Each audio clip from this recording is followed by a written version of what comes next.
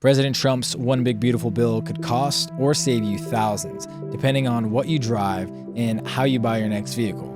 Inside the 879-page bill, there are changes that could reshape your car buying decisions, your tax return, and even the resale value of certain vehicles. The short version, well, EV incentives are going away, emissions rules are shifting, and loan deductions just got stricter. I myself took advantage of some of these incentives, saving me a ton of money. And in this episode, we're going to be breaking it down so that way you can stay ahead of the curve.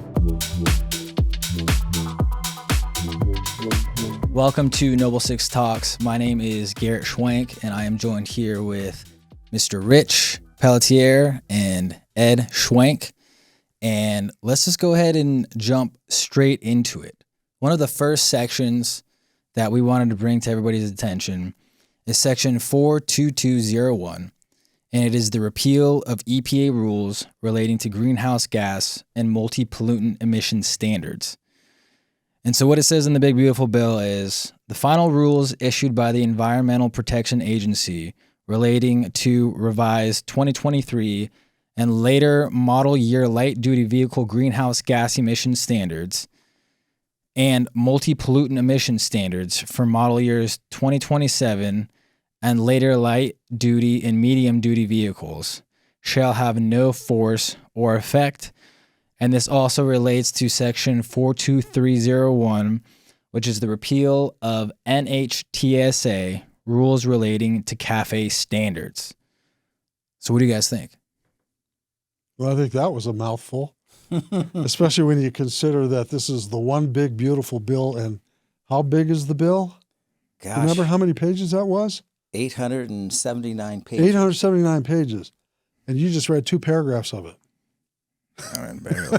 And that was a mouthful. Absolutely. But again, another thing is there's some acronyms here. What was that big one that you just said? The TSA, National Highway Transportation Safety Authority. I think it's Traffic Safety Administration. Yeah. Administration. That's it. That's another big one. But it amends those rules. And the key to it is the word later, after 2027, year 2027 and later. Well, to me, later, it reads older.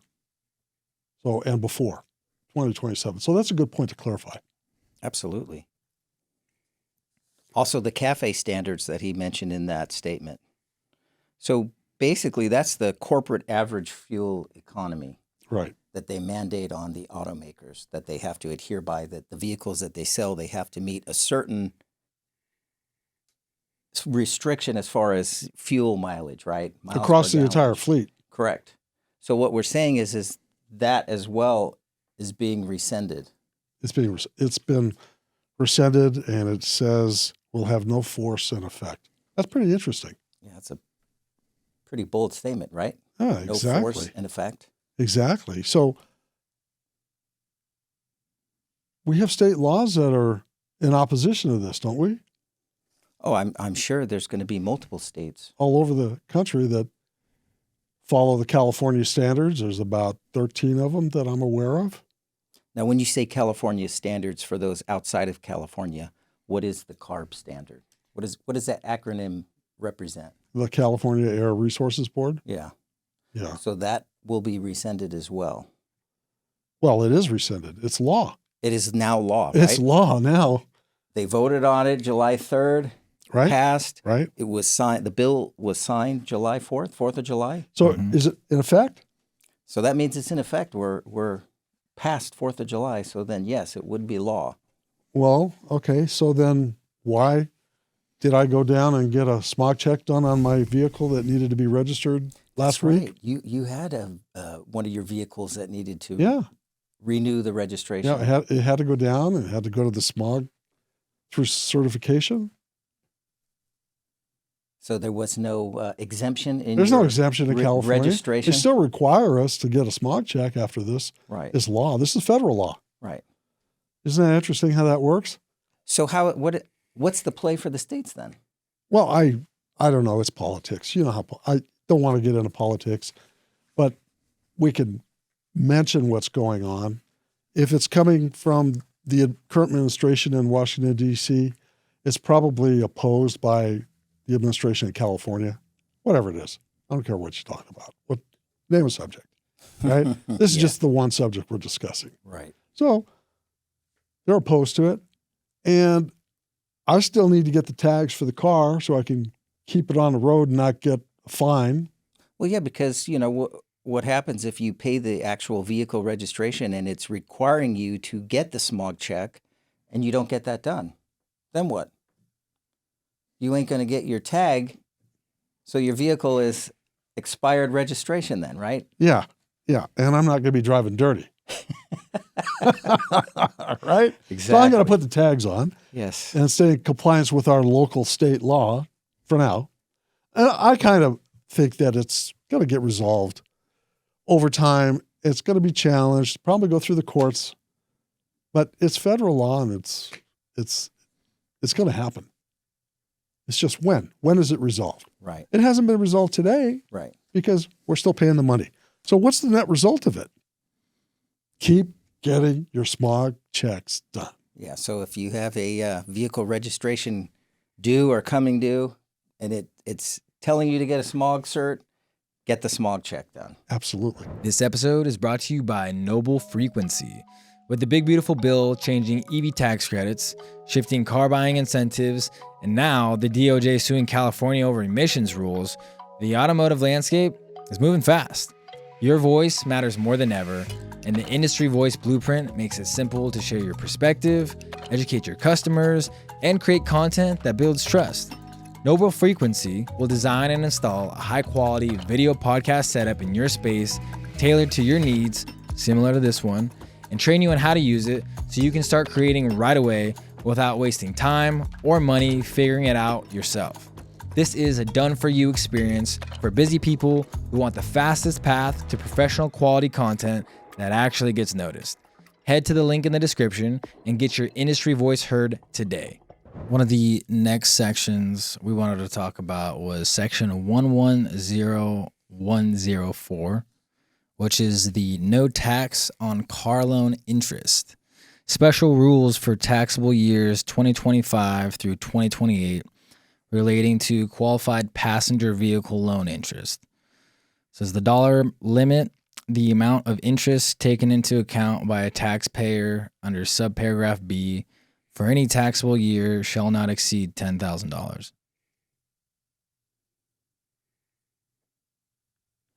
That's a good one. Yeah. Because right now in this economy, I think everyone needs as much economic benefit as they can get out of the system. And whatever amount you can afford to lay out on an annual basis and up to $10,000 in interest is deductible off your federal tax return.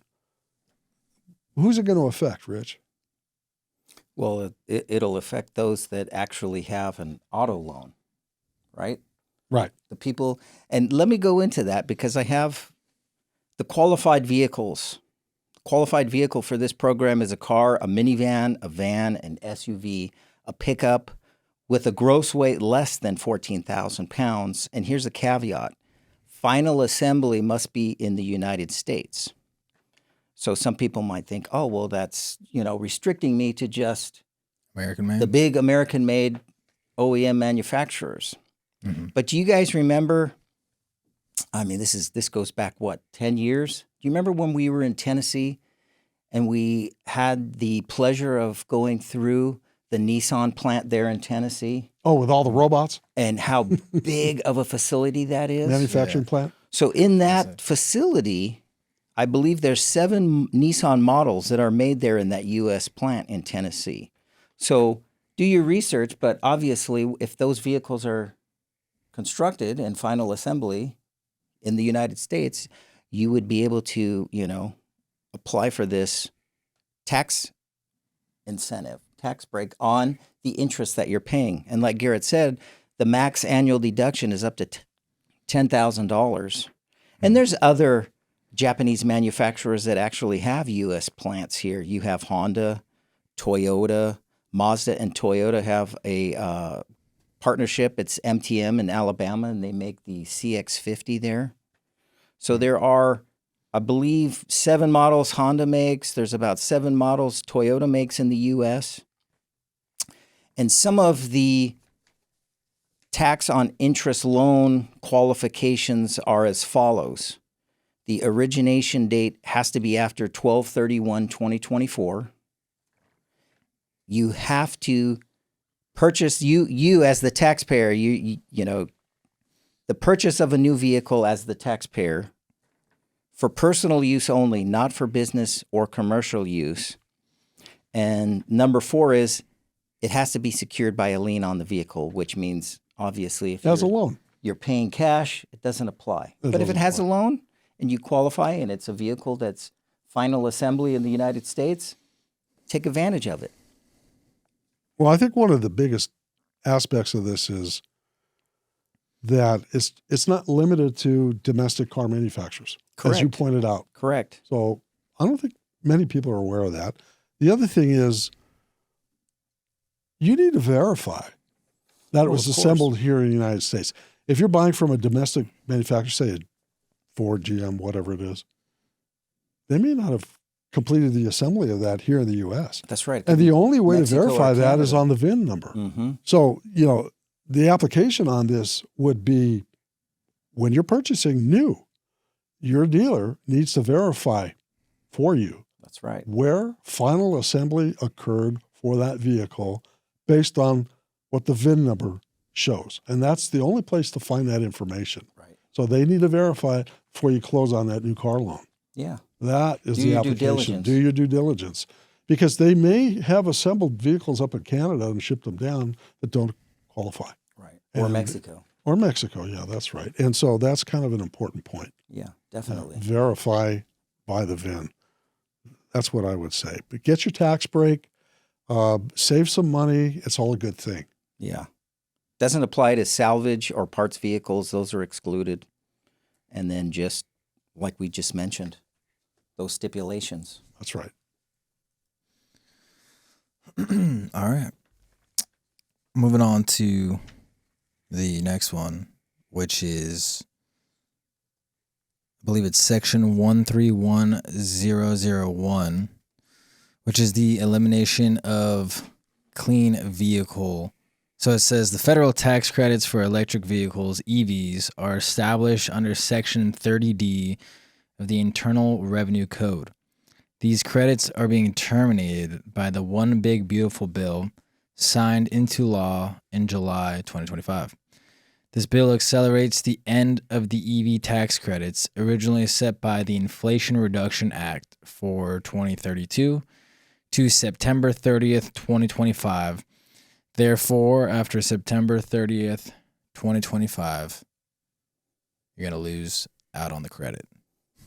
And that's a pretty big tax credit, right? It's $7,500 for a new That's EV a lot of vehicle. money. That's a lot of money. Yeah. And I believe it's, what, $4,000 for a used EV? So those two tax credits are going away September 30th, 2025.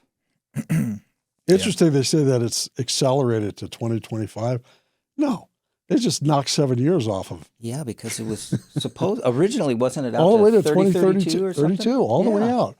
So what does that mean for the next 7 years? How's that going to rebalance the EV market? Right. I think it might slow down EV sales a little bit or adoption rates. What do you think? Yeah. Well, look at, we've talked about on past podcasts some of the manufacturers that were trying to go all EV by 2026, and they've done a 180 on that. So That's right. I think it would probably be something that they're already looking at as far as manufacturing of their EV fleets. Well, not only ICE manufacturers, but also some of the new manufacturers that are only EV that are just getting into the game now. Like, I mean, a company like Rivian has been around a little bit longer, but even them, they're not as established as you could say even like Tesla. Right. And there's other people besides Rivian as well that are newer players in the EV market. And this is not great news for them. I mean, there's a lot of potential possibility where some of these new EV companies just aren't going to make it, because this is going to affect the way a lot of consumers are going to, keep buying over the next few years. Right. So, Yeah, restructure the market. Yeah. That's what I think is going to happen. Yeah, because without that tax break, the price of the car goes up too, right? for sure. Yeah, definitely going up. Yeah, it's going to impact the resale value on cars and cost more out of pocket to acquire. Yeah, as a consumer. Yeah. Well, so what do you think they should do? Someone who's interested. How about you, Garrett? You just recently stepped in to the EV market. Is this one of the reasons why you made a decision? Because there is a deadline looming? Kind of. I mean, I think for me, I wasn't personally 100% set on like, oh, I wanted an EV, and it's just a matter of time till I get it. It was kind of just more that I found myself in a situation where I needed to get a new vehicle, and it just so happened at this time in the market, there's some serious incentives on some of these vehicles. And so after, doing the math and stacking it up against other opportunities for car purchase on the ICE side of things, some of it balances out depending on what kind of car you're looking at. But, even in my case, when I'm comparing the specific model that I got to, let's say, the model that it's competing against on the ICE side, as far as you could say space, you can say like the luxurious sides of it, what it comes with from electronics and speed and all this stuff, it has a lot of value, a lot of factors on the value of the car. When it's compared A and B to some of these other ICE manufacturers, the cost incentive is definitely cheaper based on just what they're able to offer right now up until September 30th. So there's a lot of EV manufacturers that are pushing right now to sell a lot of these cars, and they're offering better deals to people than some of these ICE manufacturers can offer to the marketplace. And so, yeah, I mean, the math just made a lot of sense for me personally, to just take advantage of that now. And so that's definitely what persuaded my decision. And yeah, I mean, that's just my story. I wouldn't say though for myself, I was like, yeah, like I really want to get this EV per se, like some people are, and that's cool. And I think myself, I'm a fan of technology. And so like, it was a good fit for sure. I enjoy that stuff, but I was never really like super like, this is like my dream car. One day we'll get this car or something like that. It was kind of more of just like, man, from a financial perspective, the math is just mathing right now based on where the market is, what they're able to offer, and the push that these people are trying to do. They're just handing out these crazy deals for people because they know clock's ticking. That tax credit's going to go away, and a lot of people are going to pull away from making these purchases when the value goes up. So, well, these credits also go away for commercial clean vehicles and even home charging stations. What about like the commercial charging stations themselves? That's probably going to be affected as well, right? I don't know about the tax credit. I don't know about the commercial side, but I know the home side. Home side? Yeah, and it expires when again? September 30th. September 30th, 2025. So kind of got to get on it if you're going to get on it. So there's your application right there. If you're sitting on the fence, you better It's going act away. quick. Yeah, absolutely. Take a look at it. Look at the total cost of ownership, charging, maintenance, resale value, infrastructure, charging opportunities. But your deadline is looming, and it's coming up quick. Yeah. Probably saving a lot of money on gas there, huh? A little bit, you know what I'm saying? We got the solar at the house. I have to ask, have you tried I don't know what it's called because I don't have an EV, but the autopilot function of that vehicle. Is that pretty wild? Yeah, it's pretty insane. I mean, the technology behind some of these EVs are like just mind-blowing. Next level, huh? Yeah, next level. Yeah, it's a computer on wheels. Right. Which is a whole nother conversation, honestly, when it goes into the future of autonomous vehicles. Yep. But no, it's really cool. Some of the stuff it can do, and stuff I never even realized, honestly. And it's pretty exciting stuff for sure. But yeah, I'm stoked. It's fun. Cool. Yeah. All right. Well, we hope you guys enjoyed this video. Thanks for checking out this episode specifically. We want to let you know that we actually recently dove into the topic of platinum and what's driving platinum and palladium in 2025. We had the pleasure of speaking to Rana O'Connell, who's the head of market analysis at StoneX Group. Click or tap the screen to check that episode out, and we'll see you next time.